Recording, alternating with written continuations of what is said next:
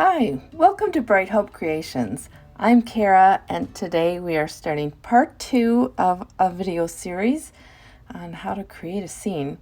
So I'm working on the walls now. In the last episode, we drew this out and stamped, I pre-stamped the images and then drew out the scene, and now I'm coming in and I just colored these walls in an E40 all around. And now I'm coming in with the E41, adding some texture and figuring out where I will have shadows. So around those stairs, around the roots, and then just doing a little bit of texture in swiping up and down the walls, but also some little movements as well. And then I'm going to bring in the warm gray, and this is going to blend my E40s to kind of go along with the dirt that's under the stairs, that's holding up the stairs. And now with the darker E40, I think this is E43, I'm coming in to put in some of those textures a little bolder, and I will kind of get under those stairs a bit to show, I want to show a difference between the staircase and the wall. And you can see I put in a bunch of texture here, and now I'm going to take a lighter E40, E41, and blend that back down into the wall. And with this E42, I'm putting in some of the shadows along the top of the wall and those roots as well, and also trying to incorporate some of that E43 that was textured onto the walls, kind of bring that into the wall more so it doesn't stand out. Here's the E44, and this is as dark as I get, and some W's. This is a W3, just getting that shadow around the staircase. Now with this warm gray, I'm really trying to define those shadows, trying to get the root system to look like it's part of the wall, and yet they're sticking out of the wall. So that's what I'm doing, and now blending that into the rest of the wall. Coming on the other side of the staircase, I will color the other wall, the wall to the right of the fireplace, off camera. I do it just the same way as I'm doing this wall. I didn't think you needed to see all of that. So I'll finish up this wall with warm grays and the E40s, and then start on the floor. And I'm taking the warm gray 0, and I'm coloring the entire floor first, just to give myself a base. And with no line coloring, I do tend to sometimes color an entire section with my lightest color so that it defines it for me.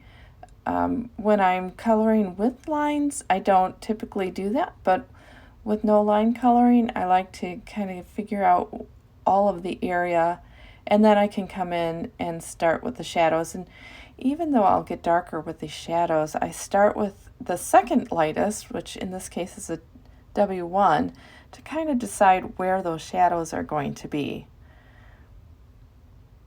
And I'm kind of getting all around that surface. So in the back, behind the chair and the fireplace, and then off in that little room over there, and underneath the table, and in the front, because the fireplace is in the back, so the light's going to be kind of in the back, and so it'll be a little darker towards the front. And now I'm coming to start the getting it darker in that back room there. I want I'm not sure yet how I want to do that room. Is there a light in that room, or is it dark in there and the light is only in the front room? I haven't decided that yet at this point. And so I'm kind of keeping it fairly light still. So now I'm going to start putting some texture on the floor. This is the W1, and I want the floor to be different than the walls so that you can distinguish the difference, but I still want the they're all the same. They're all dirt. So they're all going to be warm grays and E40s, but just a different amount in each. And it kind of helps me determine that by determining the base. So the base of the bottom floor is a warm gray. Well, you can see I put in the other walls. I colored that in. And now there is that little room up at the top, or the foyer, that the bunny would come down through that door. And here again, I was deciding, should this be dark or should this be light? Should there be light coming in from the outside? Light is another animal. That's something that I kind of wait to the end to kind of figure out. So keep things lighter, simpler. And so I'm starting on the outside. I'm creating a horizon first, and this is a snowy scene, and I want to indicate that this is different, that we're seeing the top and we're seeing the outside, but then we're looking into this burrow. So first I'm just defining where the snow is going to have a little shadow, some drifting with a cool gray. And here is where I'm starting to put in just some shading to indicate this is snow, like a ridge of snow that we're looking at. It's going to be subtle, but it's just to divide the two parts of the scene, really. And then keep adding those shadows. I'm taking advantage of the illustration, the stamp, to kind of decide where those shadows are based on where the lines curve in the stamp itself. And now that I have those shadows in there with the lighter color, I'm coming in with just a bit darker with a C1 to decide which of those lines should be darker, kind of draw out those shadows a little bit more. So kind of the inside or the start of the shadows. And now with the BG70, which is it's a blue-gray, well, it's a blue-green, but it's kind of a gray or blue-green. I'm going over those cool gray lines and adding just a bit of color to give it some a cool look, a cold look, because it's cold outside. That's why he's in his little burrow, of course.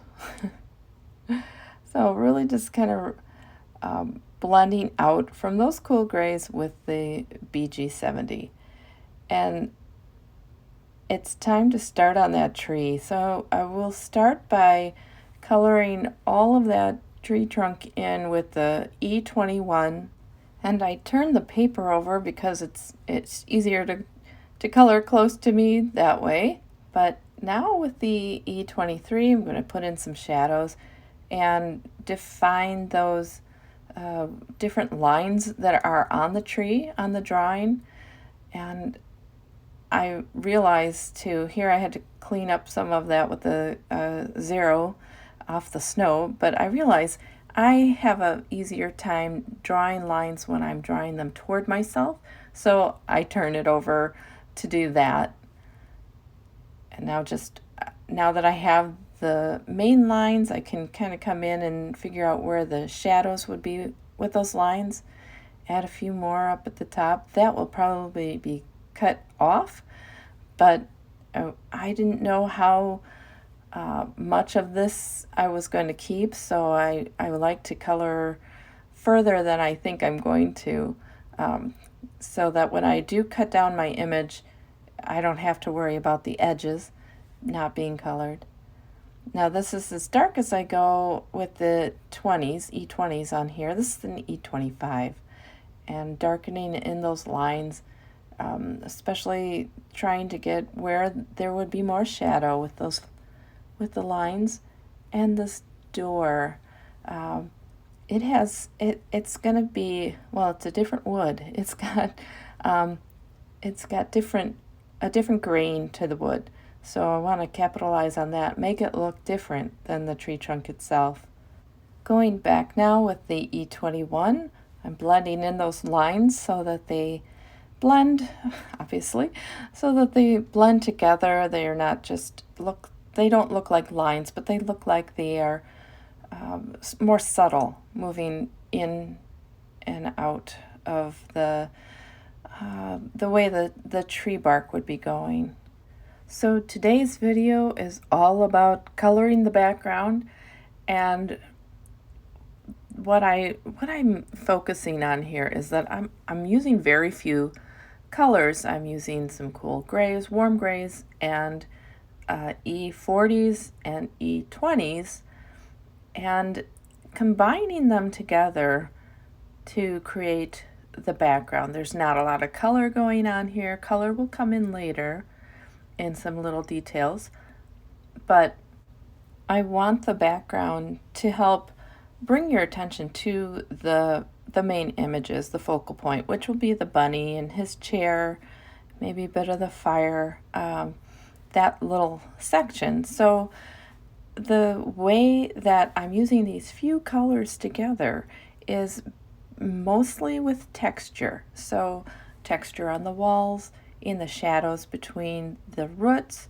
the bark on the tree, the wood grain on the door, trying to get those things.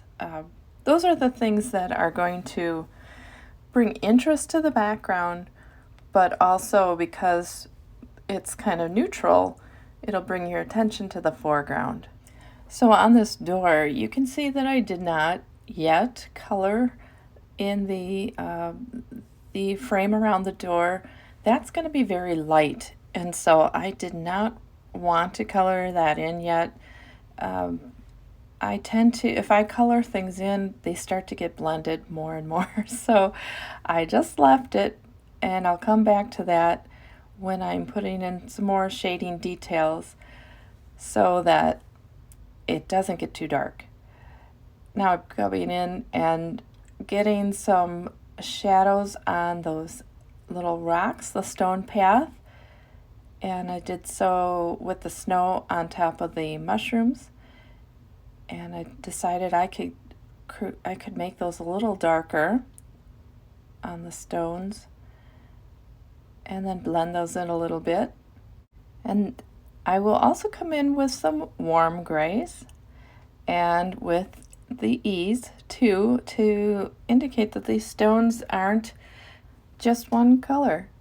Well, we're coming to the end of coloring the background, but more shading and details will be added further along in the series. I hope you enjoyed the video today and got some ideas about adding neutral shading and texture to your backgrounds.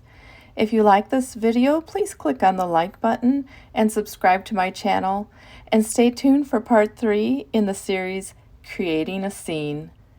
Thanks for watching and have a great day. Bye!